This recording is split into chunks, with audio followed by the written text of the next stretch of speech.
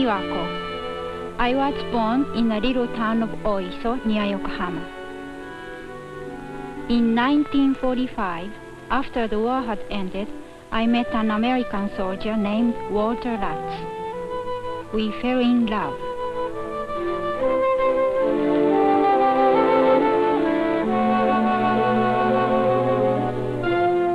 Two years later, we married and left Japan for the United States.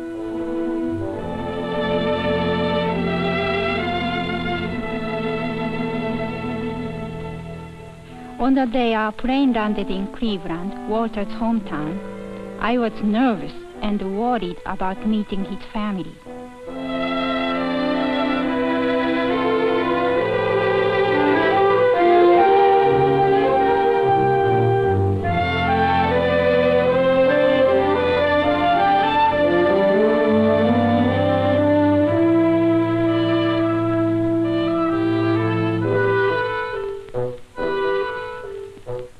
Walter's mother was friendly, but I wondered if she was wishing that Walter had married an American girl. The others were nice to me too.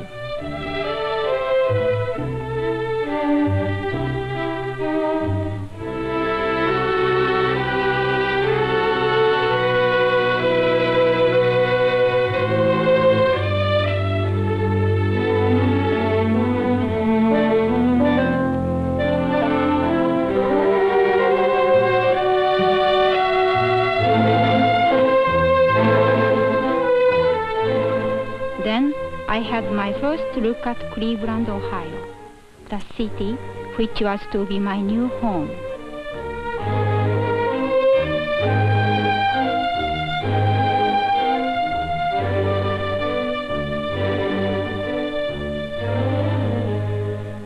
Mrs. Lutz had been living alone since Walter's father died, and we were going to stay with her until we could get a home of our own.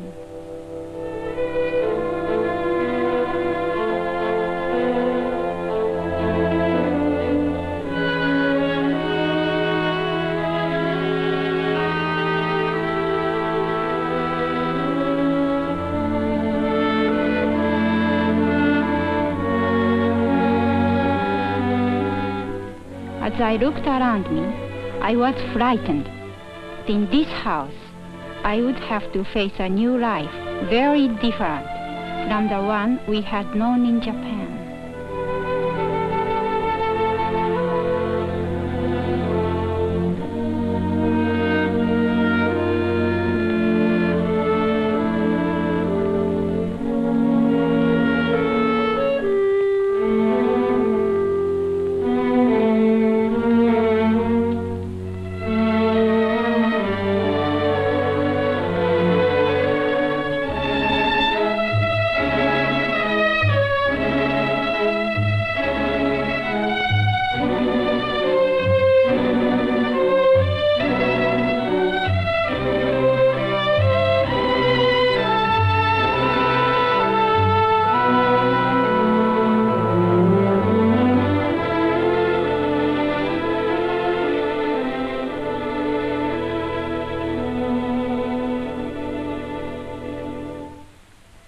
The next evening, Walter invited his family to come to the house and see the pictures he had taken in Japan. I was still uneasy because I wasn't sure these people liked me.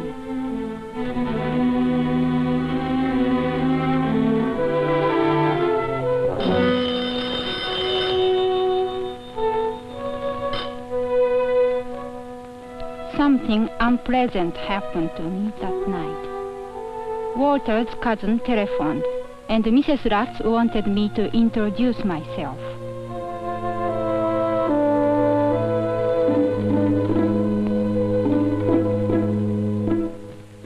English was hard for me then, especially on the telephone.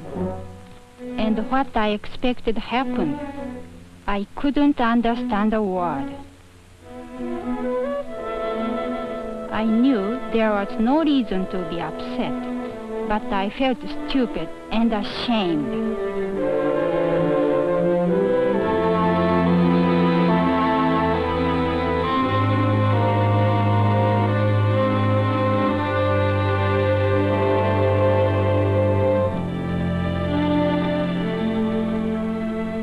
took this picture of Miwako on our wedding day. This is Miwako's hometown, where we met. And this is her mother. Miwako took this picture of me near Mount Fuji. One thing that especially intrigued me was bamboo.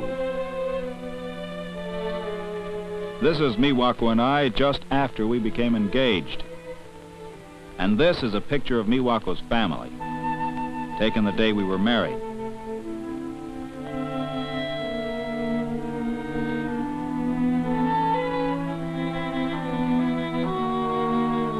The picture show was almost like introducing Miwako's family to my own.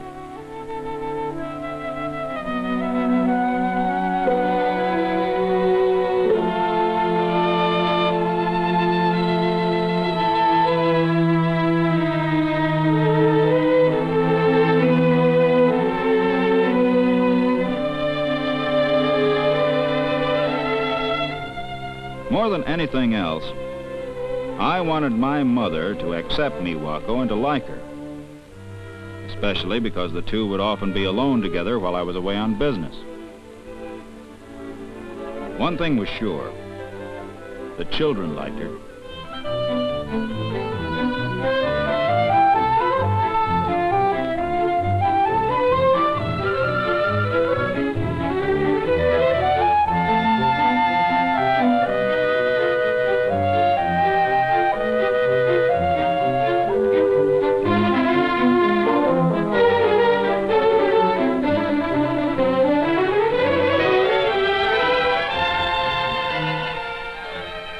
I could see Miwako was relaxed and happy. Now she was teaching the kids a Japanese game.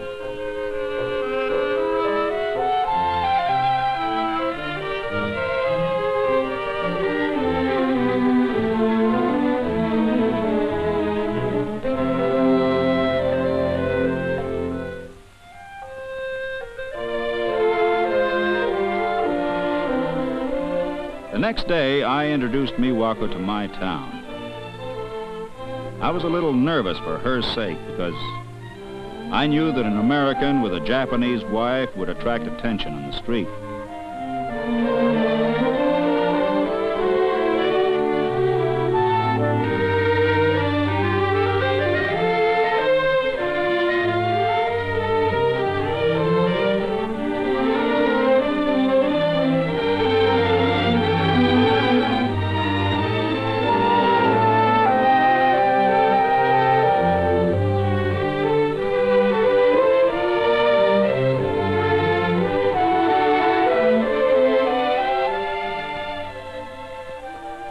We did get a look of real resentment from one woman. She had lost a son at Iwo Jima. Miwako was disturbed, but when I explained, she understood. I knew she was still feeling a little strange, and I thought some new clothes might make her feel better. So we went shopping.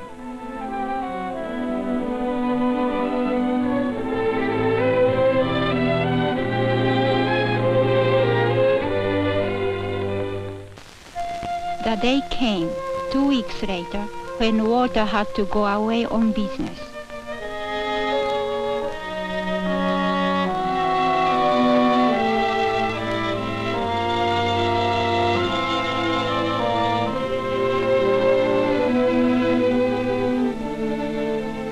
As his suitcase snapped shut, I felt already the loneliness of being without him. Walter's mother would be with me, but my poor English made it hard for us to talk. And we did not know each other yet.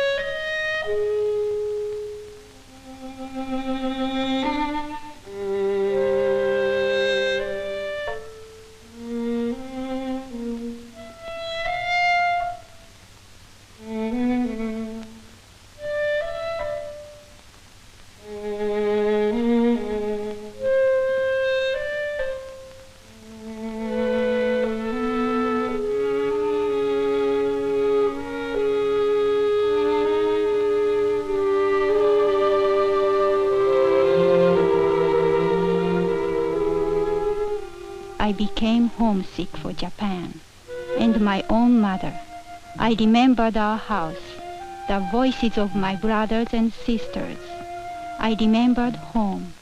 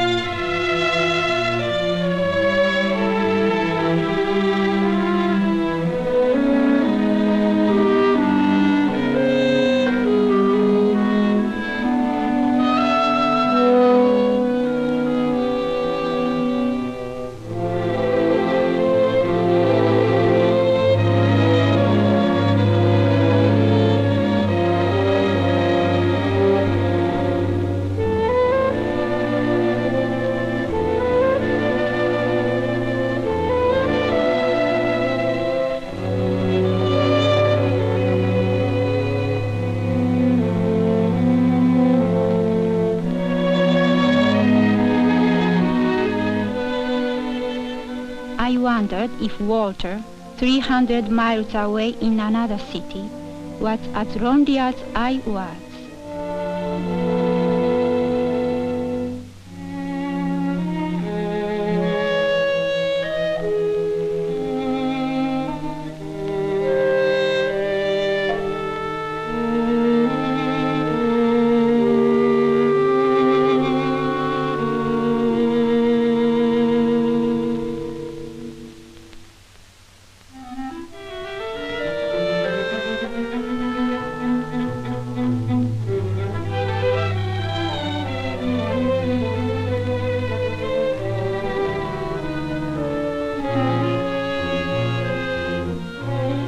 When my trip was over and I came home, I could hardly wait to see Miwako.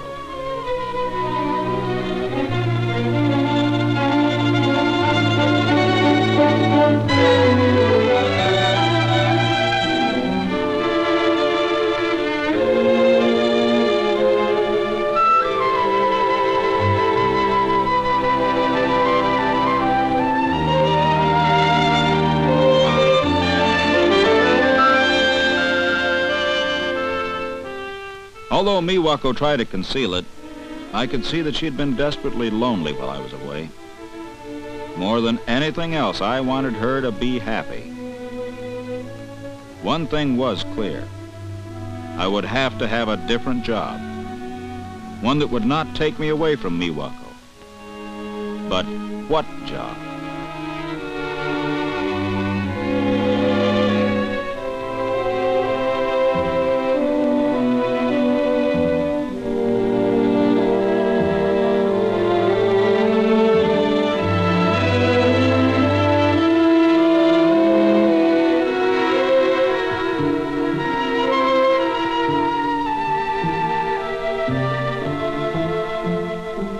These bamboo carvings seem so simple. Maybe we could even make them ourselves.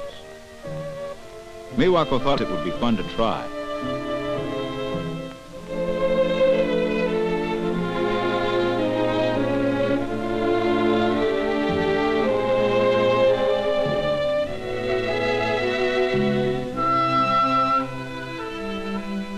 That night, Miwako wrote to her brother asking him to send us some raw bamboo.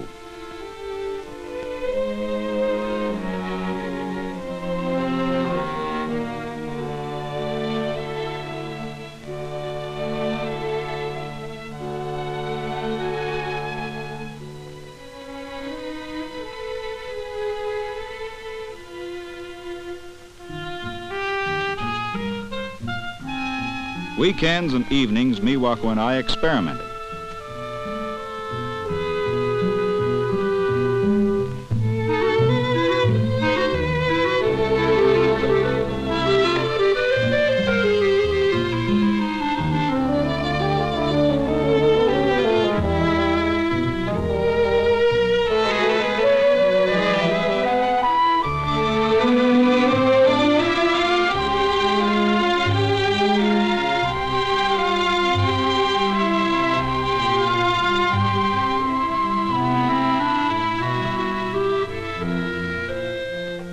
Little by little, we improved on our first crude attempts.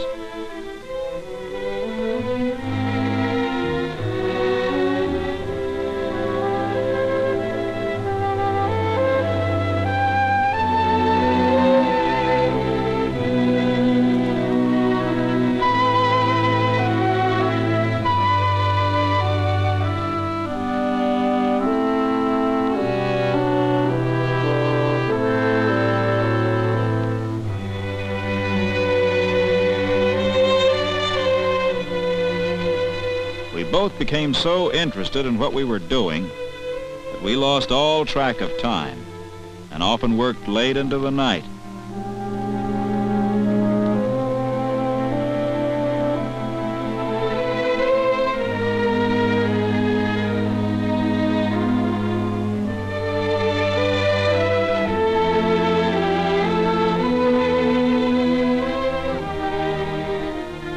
Finally, we were so pleased with our work that I decided it might be saleable. A friend of ours owned a small house furnishing store and had offered to try selling the things for us.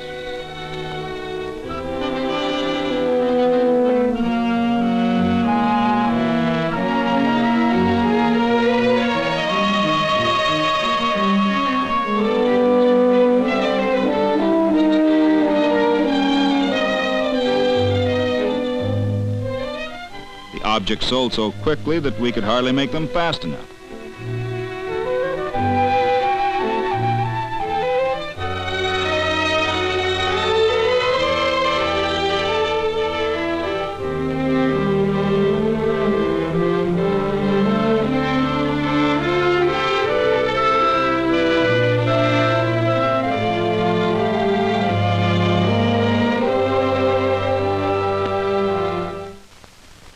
Not long after, I was to go on another business trip.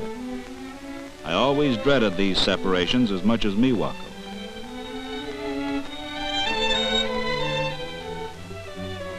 Just before I left, my mother handed me a letter.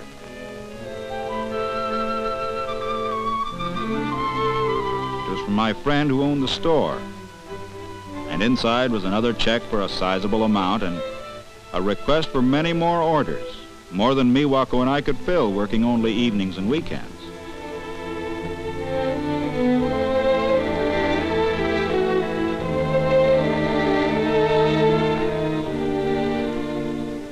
I never went on that trip.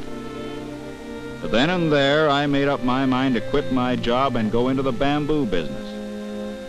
I had some savings, and so we decided to open a store.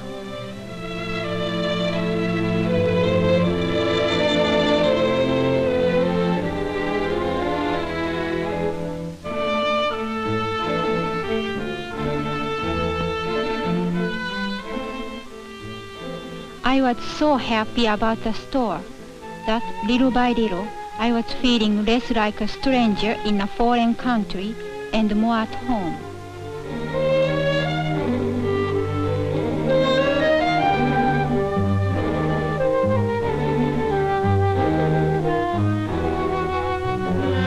And then the telephone rang.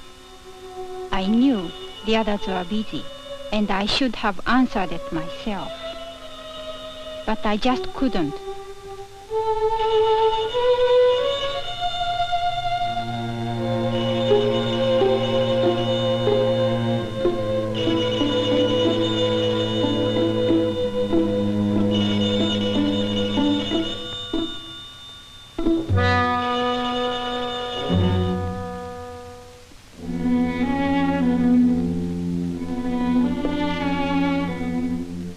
They'd hung up.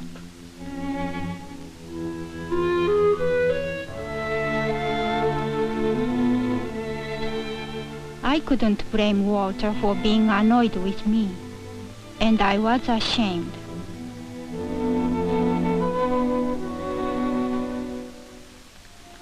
I decided to do something about this, so I joined a class at YWCA, where I could improve my English.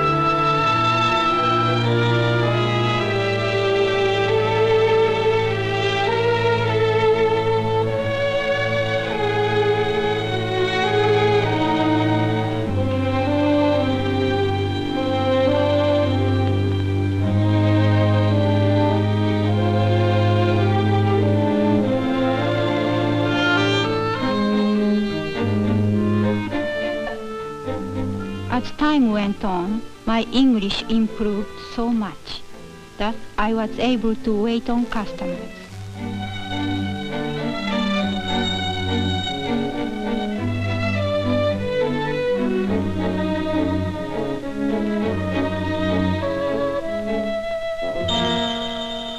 But I was still afraid of the telephone.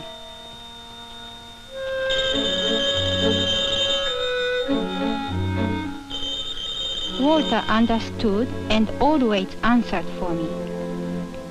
I was grateful, and yet each time the phone rang, I felt that I had failed him.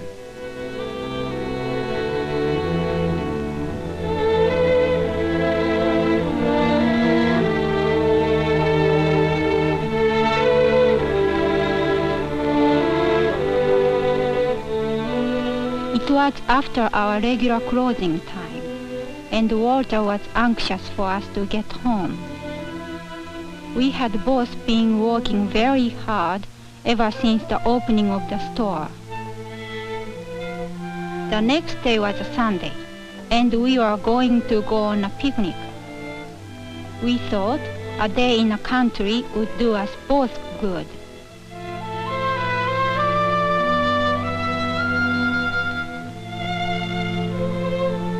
Business at the store had been slow at first, but now we could look around us with pride in what we had done.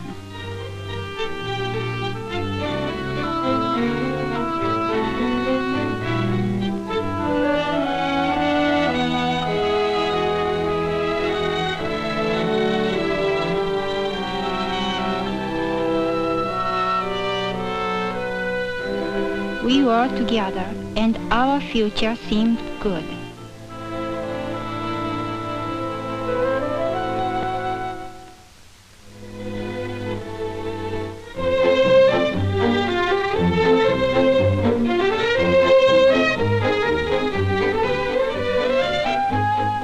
It was fun being along with Walter, just like our first days in Japan.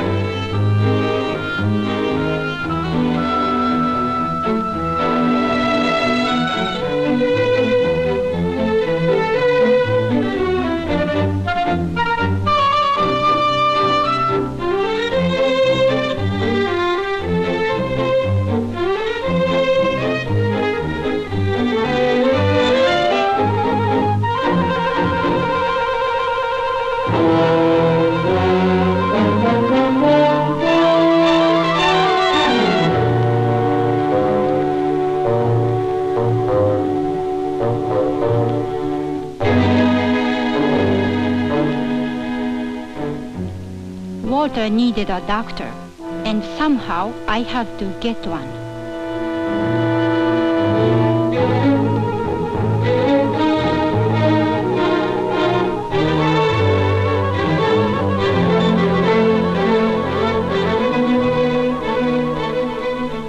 I had no choice now.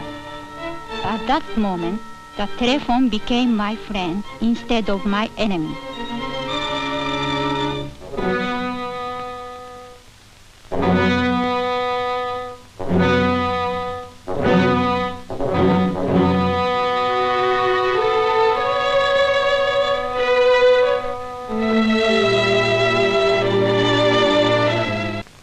When Walter was better, we decided to give a sukiyaki party.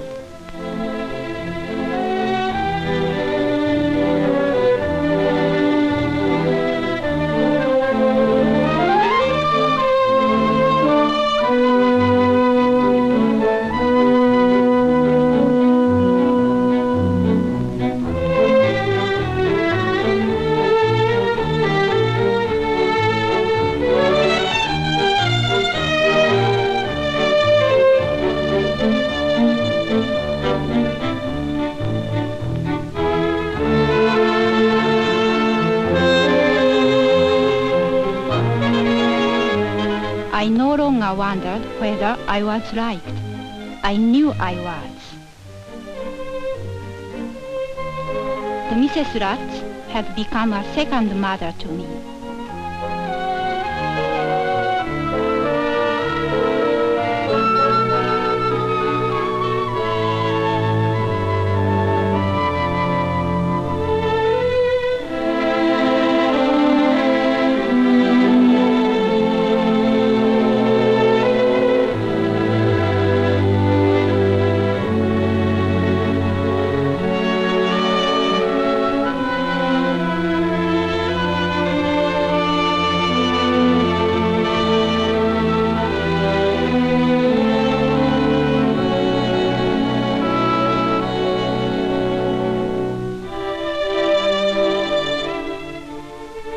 There was something in my mind that night, something I have to tell Walter about.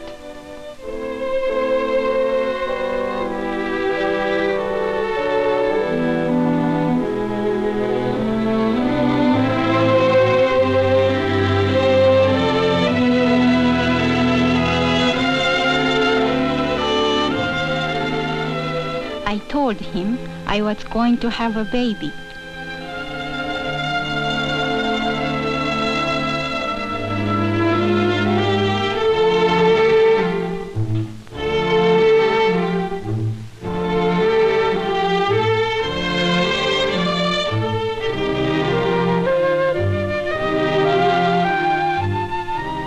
But that was just a beginning. We have 2 of them now, 2 little girls. I wish my mother could see them. Meanwhile, here is a picture.